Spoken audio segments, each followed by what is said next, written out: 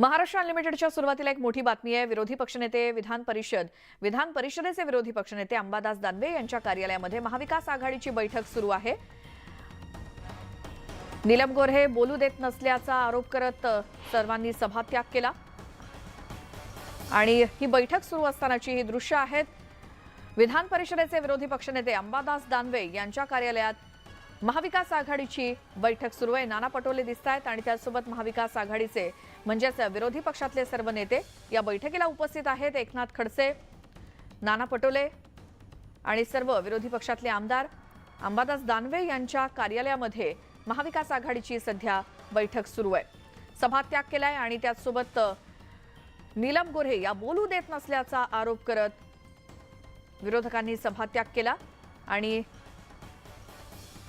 विधान परिषदेचे विरोधी पक्षनेते अंबादास दानवे यांच्या कार्यालयामध्ये आता महाविकास आघाडीची बैठक सुरू आहे। आज अधिवेशनाचा पहिला दिवस आहे, मात्र आता यापुढे नेमक्या कोणकोणत्या मुद्द्यांवरून सत्ताधाऱ्यांना कोंडीत पकडायचं किंवा कोणती भूमिका सभागृहात घ्यायची, कोणते मुद्दे उपस्थित करायचे या संदर्भात देखील चर्चा सुरू असावी आणि सगळे विरोधी पक्षातले आमदार हे सध्या अंबादास दानवे यांच्या कार्यालयामध्ये जमलेले आहेत। आज पहिल्या दिवशी नीलम गोऱ्हे या बोलू देत नसल्याचा आरोप करत विरोधकांनी सभात्याग केला आणि पुन्हा एकदा विधिमंडळाच्या पायऱ्यांवरती जाऊन घोषणाबाजी केली आणि आता अंबादास दानवेंच्या कार्यालयात बैठक होते। अधिक माहिती जाणून घेऊयात, आमचे प्रतिनिधी अजित मांढरे आपल्या सोबत आहेत। अजित, काय अपडेट्स आहेत?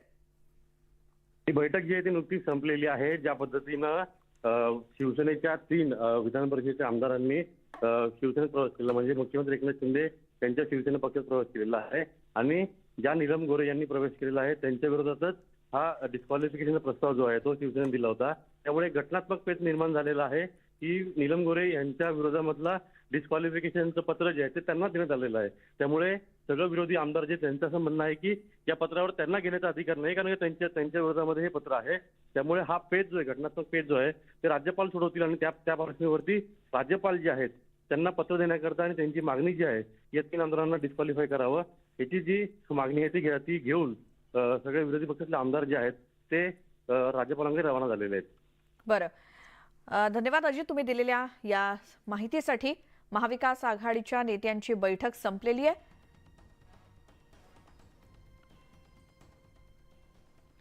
तर विधान परिषदेतील ठाकरे गटाचे आमदार आणि विधान परिषद उपसभापती नीलम गोऱ्हेंविरोधात आक्रमक झालेत। नीलम गोऱ्हे आणि मनीषा कायंदे यांच्या विरोधात त्यांना अपात्र करण्यासाठी ठाकरे गटाकडून विधान भवन सचिवांना पत्र देण्यात आले आणि या पत्राला आमदार नीलम गोऱ्हे आणि मनीषा कायंदे यांना पुढील 14 दिवसात उत्तर द्यायचंय। तसंच ते आज राज्यपाल रमेश बैस यांची दुपारी भेट घेऊन त्यांना देखील पत्र देत आहेत। दरम्यान ठाकरे गटाकडून नीलम गोऱ्हेंना नैतिकरित्या उपसभापती पदावरती बसण्याचा हक्क नसल्याचा दावा करण्यात आलाय। ज्या उपसभापती नीलम गोऱ्हे आहेत, नीलमताई गोऱ्हे आहेत, ज्या सभापतीचं पण कामकाज बघतात, त्यांनी 1 आठवड्यापूर्वी पक्षांतर केल्याच्या बातम्या आम्ही वर्तमानपत्र आणि टीव्हीवरून बघितल्या। त्या शिवसेना उद्धव बाळासाहेब ठाकरे या पक्षाच्या वतीनं विधानसभेतून विधान परिषदेवर पाठविलेल्या प्रतिनिधी आहेत आणि म्हणून आम्ही आमच्या पक्षाच्या वतीनं उपसभापती नीलमताई गोऱ्हे यांच्यावर डिस्क्वालिफिकेशनची नोटीस आजच दिलेली आहे, त्यांच्यासोबत अन्य 2 सदस्यावर।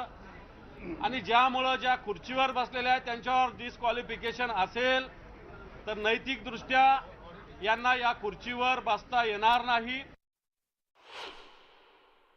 या अधिवेशनाच्या सभापती चा चार्ज उपसभापती नीलमताई गोऱ्हे यांनी घेतलेला आहे।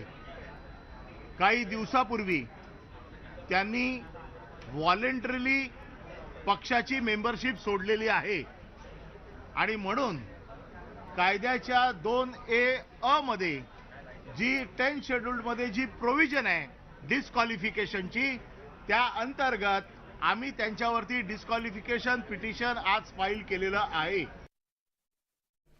तर पावसाळी अधिवेशनाचा पहिला दिवस शेतकरी प्रश्नावरून